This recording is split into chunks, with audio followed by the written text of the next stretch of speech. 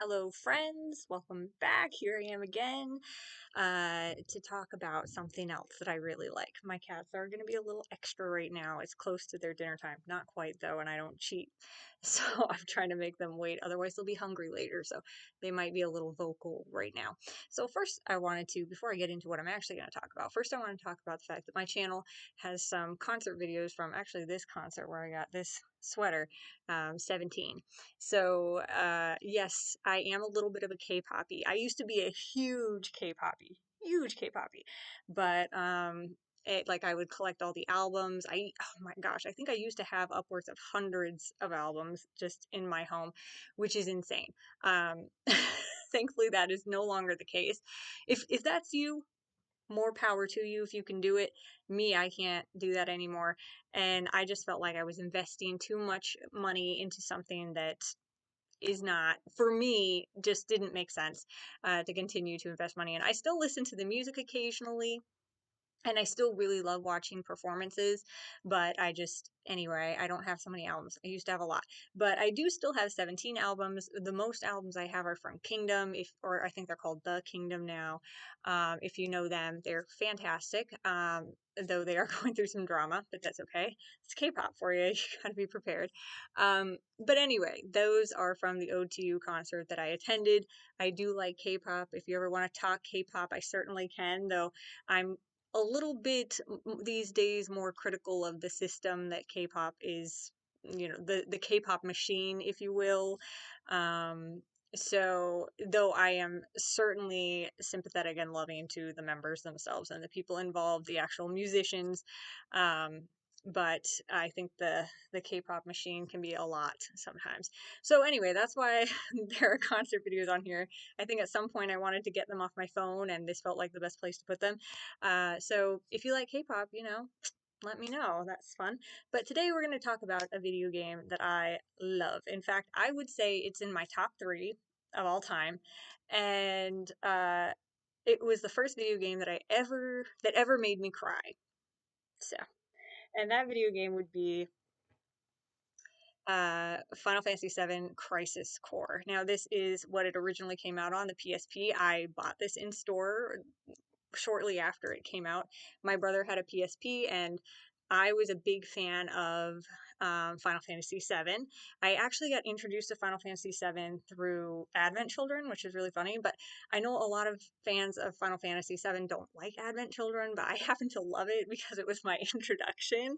But I've obviously since played the original game. In fact, I have it on my Switch, and of course, I had this bad boy. And this was the first time I think I got to actually play Crisis Core, or play Final Fantasy VII. Up until then, I had owned, because I didn't own it was hard to find Final Fantasy VII, and I think at that time my PS1 was actually broken, so there was really no way I could play it. I had played like Final Fantasy X, and I think I think that was pretty much it. Lots of Kingdom Hearts going on at the time, but I think Final Fantasy X was actually the first mainline Final Fantasy game I ever played, which certainly a good one. But this was the first Final Fantasy VII I played, despite loving Final Fantasy VII and being obsessed with Cloud at the time. In fact, I think I still have a wall scroll of Cloud somewhere that I got from an anime convention. Yeah, he was my boy. But Zach Fair, this guy, this guy, also my dude, okay? And this game, like I said, was the first game I ever cried at. It was such a succinct and beautiful story that they told, and the way they told it was like perfect. Like there was no time wasters. I mean, there were missions and things like that that you could do, but like the story itself progressed so beautifully, and it literally came and told the story it wanted to come with no excess fluff, with no, I don't know. It's just, to me, it's a perfect game and a perfect story. And so I love this. Of course, I still own my brother's PSP. He gave it to me when he didn't want it anymore. But it doesn't work as well as it used to because, after my cat's over here, after years of kind of use and all that, though it was well taken care of, it just over time becomes a little less good. So it doesn't play as well as it used to. Sometimes it decides to work, sometimes it doesn't.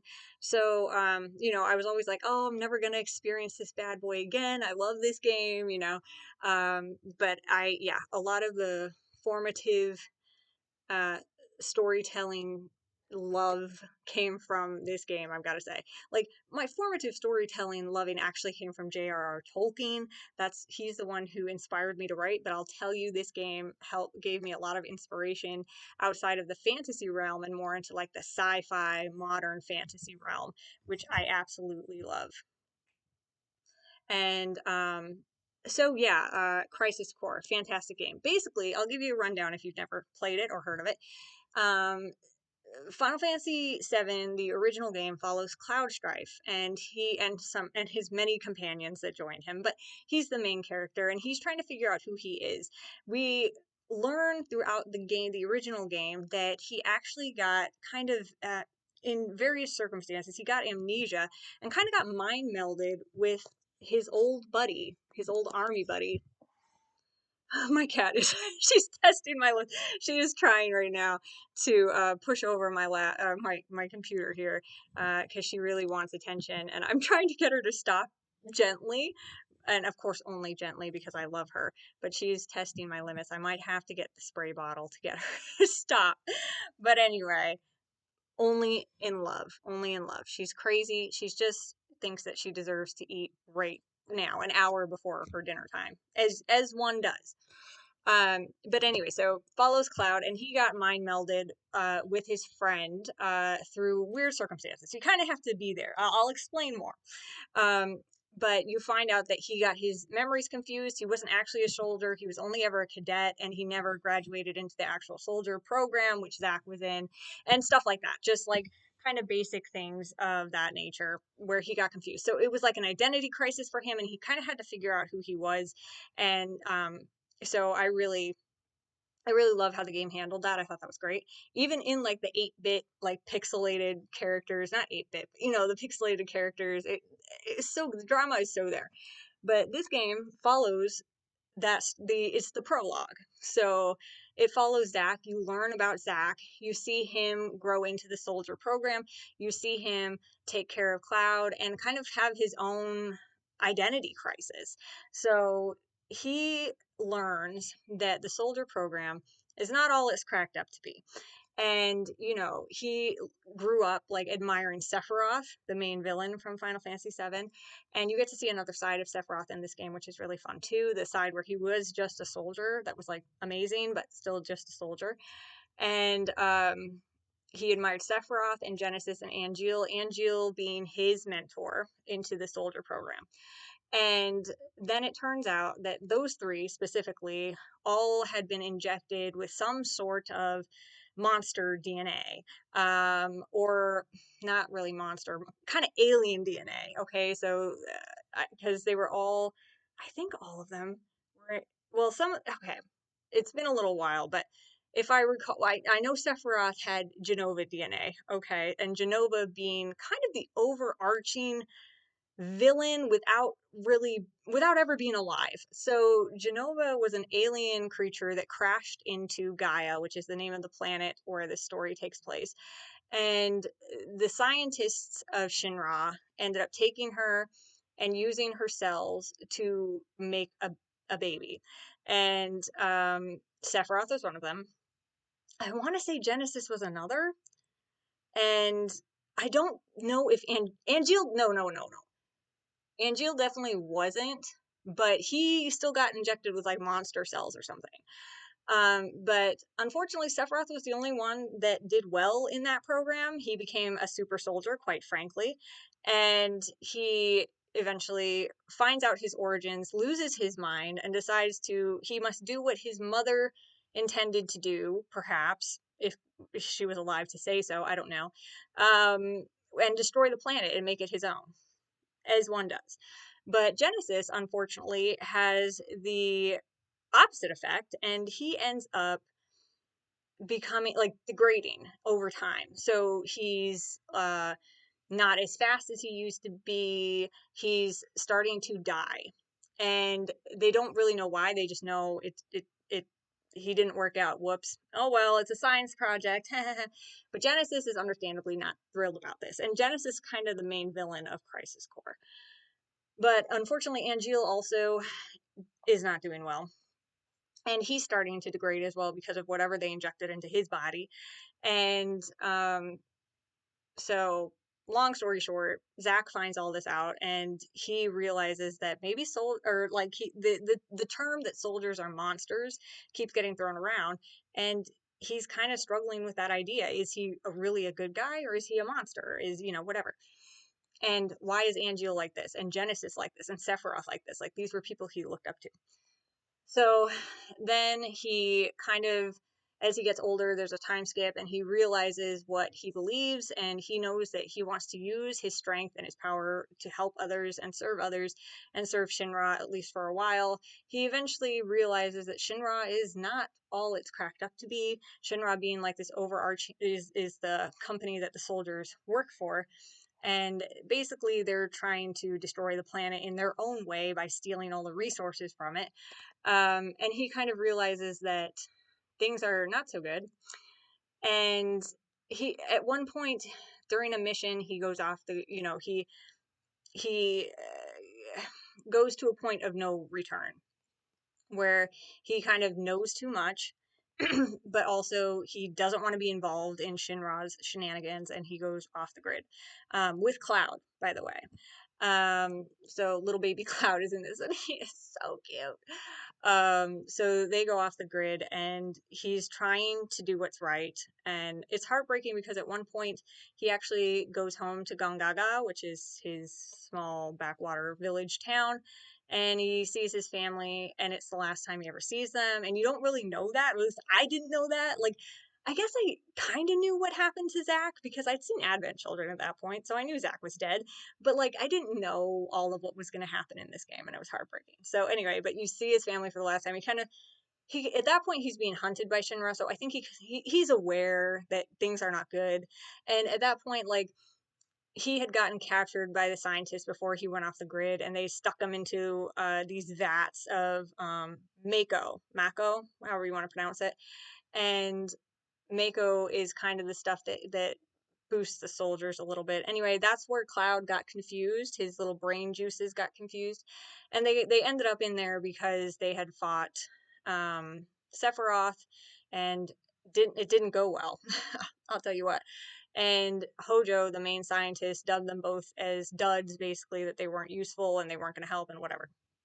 And Sephiroth, at that point, was on the loose, ready to cause problems. Genesis was also on the loose, causing problems. And Genesis is still alive, and I wish they would use him as a villain again. I know that they won't, but bring Genesis back. He was great. I loved him, and I stand by that.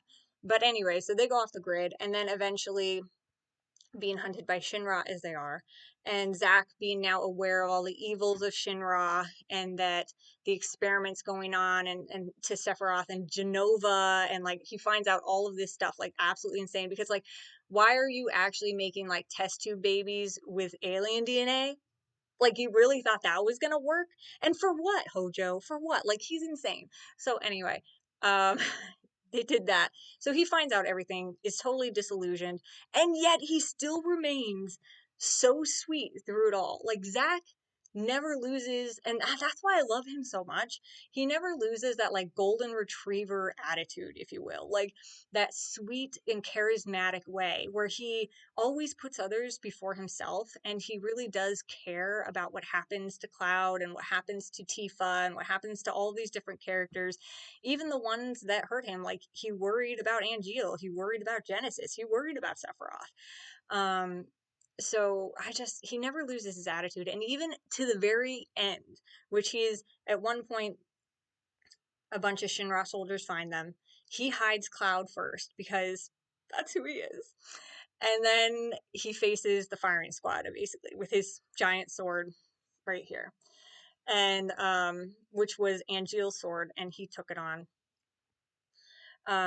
It was his honor, right? and honor is a big theme throughout this game as well. That's Angeal's big like thing, like men have honor first, whatever, or not just men, but people should have honor first. And Zach takes that on. He wants to be honorable in whatever he does. And clearly he's the one who actually carries that through. I mean, Angeal's fine, but I love Zach. Anyway, so he faces the firing squad. He ends up getting shot and killed. And but before he dies, Cloud actually wakes up and he comes over to him and he seems to be lucid again. And Zach puts the sword in his hands and is like, carry on my legacy. And Cloud just screams. Dude, the scream messed me up so bad. It's so bad. And it must be at that point where he kind of loses it again. Zach is dead. He has this giant sword. He doesn't remember anything. He kind of goes back into that amnesiac state, probably from the trauma, just a little bit from the trauma.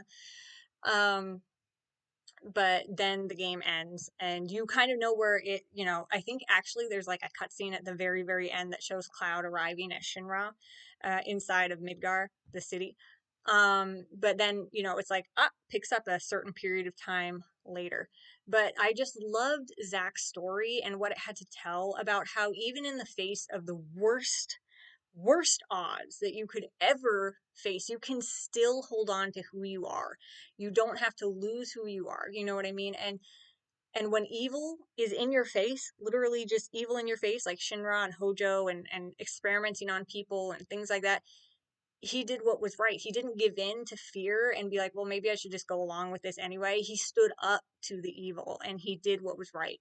And he rescued his friend and he got on out of there. And I just talk about honor. What a great guy. I just think those are the kind of characters that I really love, is the ones that will do anything for others, but also the ones who will stand up for what's right, even if it costs them something huge.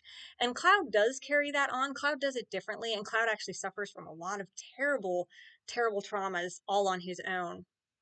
But I love that he really also stays true to himself. He kind of loses himself a little bit in the trauma. He's a different guy. He's got a different personality than Zach. But, he ends up finding himself, especially with his friends who kind of bring him back, which I also love, by the way, because we've all been there where we've kind of lost sight of who we are and we're brought back just by some good advice from our friends or just really some deep internal thoughtfulness, right? Anyway, so this is my favorite game of all time. Mind you, Square Enix went and did something stupid. All right, I used to love Square Enix. I really did. And sometimes I still do. But there are sometimes like when they decided to milk this cash cow and they made the Final Fantasy VII remake. So I initially was so beyond excited for the remake, okay? I was thinking, oh my gosh, we are finally getting an HD modern graphics Final Fantasy VII. Oh my gosh. Like, cause that's what they were advertising, okay? And then they lied to us because this is not it is a remake, I guess. I didn't know the difference between a remake and a remaster, okay? Now I do.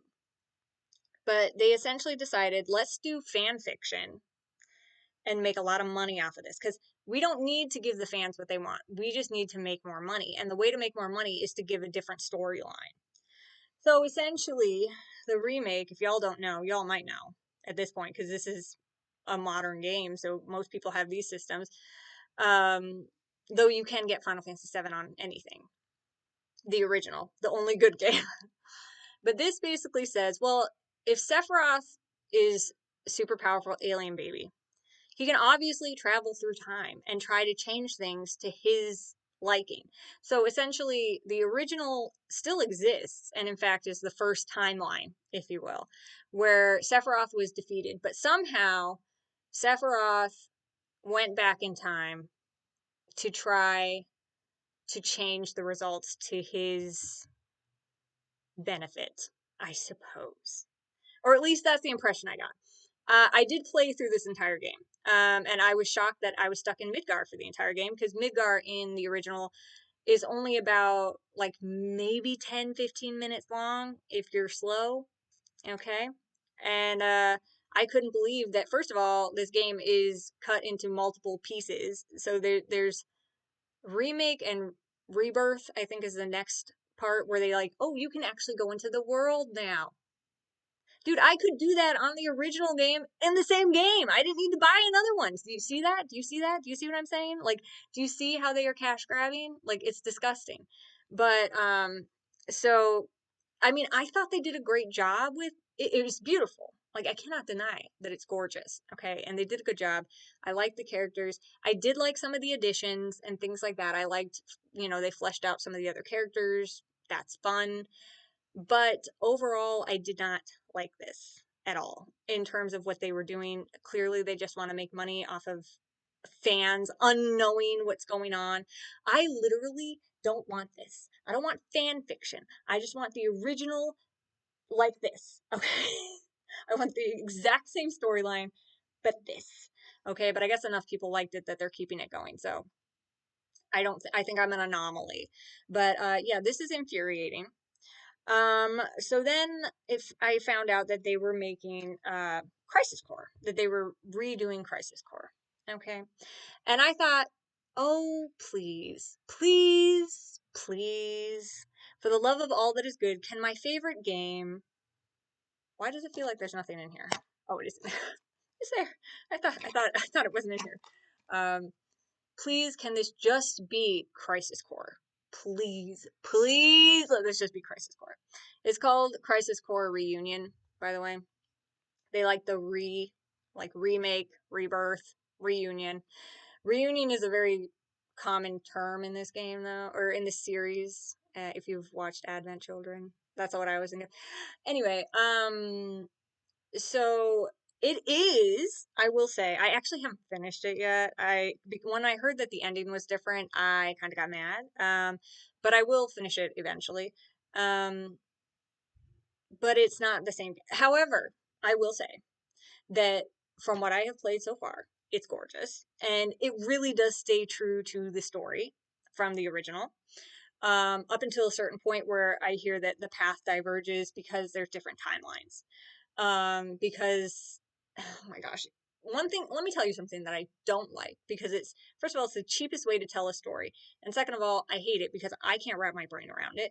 But the idea of different timelines all happening at once, converging, da da da da, like, what is the end game of this? Is the end game of this that Sephiroth wins? Is the end game of this that Sephiroth loses again? In which case you could have just done the original and not bothered us with any of this, because you would have made just as much money selling us the original in HD and modern graphics as you would have if you with this nonsense, in my personal opinion. And you would have had new fans that would have gotten to enjoy the original instead of making, like, now people are going to play these and not know this because PSP is not, they don't make it anymore. And I don't think it's available anywhere else. So it's just like, it's annoying, okay? Because this game made me cry. This game gave me emotions. This game, I mean, let me just say, up until as far as I have played it, it is exactly the same. So I will not complain about that because other than like a few extra side quests and the way the environments look is a little different, it is exactly the same. So I can't really complain too aggressively about it, but knowing that it's going to change and that the ending is not the ending that made me cry is enough to make me be like, I don't know. Because, as much as I love Zach Fair, and I do, did I not say he's my favorite? When a character dies in a story for a good reason, right? To further the plot in some way in a positive direction. And it's not just like, oh, I don't want this character anymore, delete, right? Like Zach's death had meaning.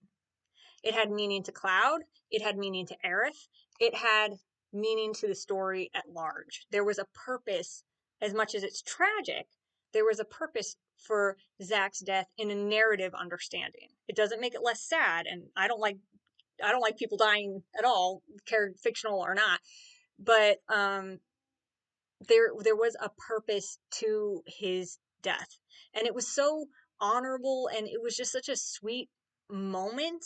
that if that is lost in here, and again, I actually haven't finished it, so should I really be talking about it? I don't know. But I do know it's different because I've heard from people who have played it all the way through. So that's why I know. So I don't know what it looks like, but I almost don't want to know. So for me, when a character death is so meaningful to the original plot, it bothers me that they then take that away. And I understand that their plot is no longer the same, so maybe Zach will die in a different way, or maybe he won't die at all. But then again, that changes the motivations of the other characters going forward. What is Cloud's motivation? Because in Remake, when this game starts, he is still thinking he's Zach. He's still, as far as I can tell, I mean, I think he calls himself a mercenary, but as far from what it's been a little while since I played it, but from my understanding, he was still the same Cloud that started the original game in terms of he was confused, da da da, and he had visions of Zach. Yeah, I remember that scene in I think Nibelheim or wherever it was, where he had the vision of Zach, and then he recognized that Zach was the person that he was identifying himself as, and all this, it all came out. So, like, if Zach then lives, like, do you see how confusing this is? So if this Zach is alive, but this Cloud knew a Zach that died, how does that work? There's another timeline? How many timelines are in this? Do you see what I'm saying though? Like how fan fictiony it sounds? Because like who in their right mind would actually write this? This is insane. Multiple timelines. So you're juggling multiple characters, because my brother who played through this game said, or he started playing Rebirth, and I think at the beginning of Rebirth it shows Zach carrying Cloud, little Cloud, I guess, into Midgar, or something like that. Anyway, so again, there are multiple Clouds, there are multiple Zachs. What? So there are multiple Sephiroths, multiple Aeriths, multiple Tifas. Like, do you see how insane this is? And this is why I don't enjoy time stuff, because it literally boils your brain. Like, I don't, one timeline, people. One timeline. And when you have a story like Final Fantasy VII that was absolutely gorgeous, it told, and it did a great job at it. And even the spin-offs like Dirge of Cerberus is another spin-off. I guess technically Crisis Core is a spin-off too, but Dirge of Cerberus was great, and you have hints to Dirge of Cerberus in Final Fantasy Remake. I remember that because you can fall into like this underground dungeon in Shinra, and there's mention of Vice the Immaculate, or whatever he called himself, who was the part of the Sviets program, which I always really like the Sviets, and the Sviets are the main villains of Dirge of Cerberus, which focuses on Vincent Valentine, who is a beloved character. Um, but like, do you see what I'm saying? Like, they're trying. It's like, oh my gosh, it's like if they had just stuck with the original and just made it beautiful, even if they wanted to add, like, they had this idea to add maybe like this concept of Sephiroth being able to travel through time, go for it. Sephiroth can kind of do whatever he wants. He's the villain.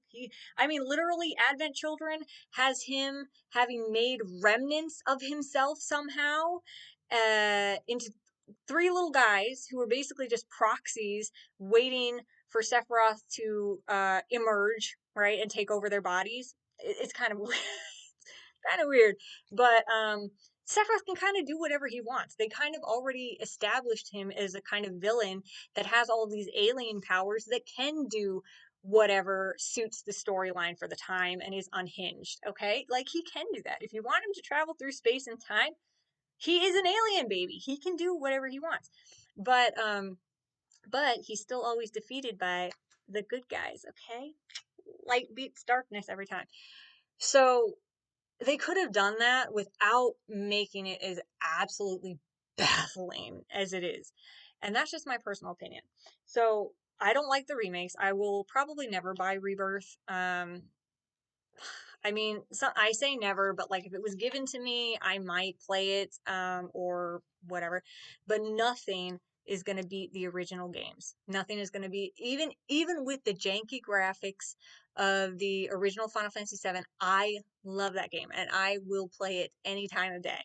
And even like the chocobo stuff and all the random side quests and things that you can do in the original, they're so much fun. I mean, I spent so much time breeding chocobos so I could make the perfect chocobo so I could win and get all the special materia to fight Sephiroth. Like, listen, nothing can beat that. And anything that the remakes try to do is not gonna compare. So, all that to say, this game makes me sad because I think it's lost forever. I think it's only ever going to be in PSP form, and they're never, because they have this new version of Crisis Core, they're never going to release the original, which is the absolute best form of Crisis Core. And unlike the original Final Fantasy VII, it is not available anywhere else.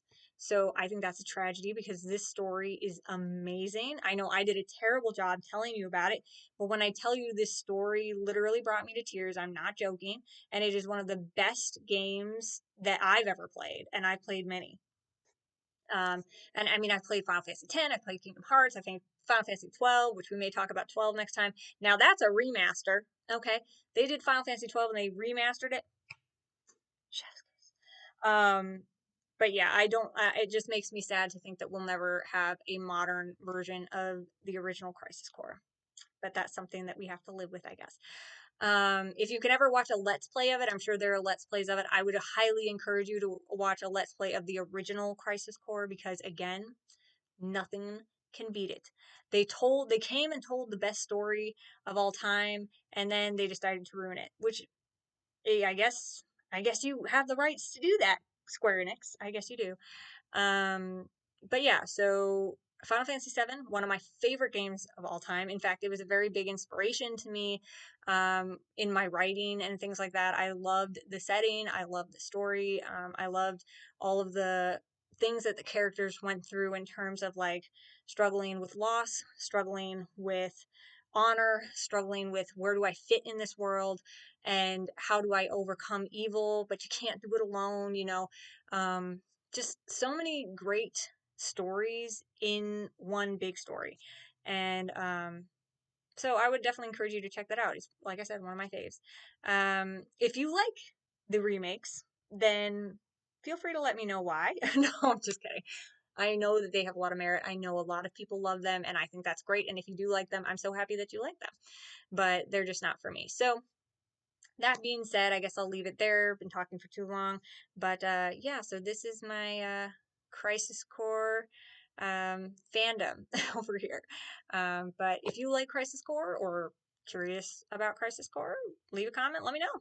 So anyway, just so you guys know, I love you and Jesus loves you.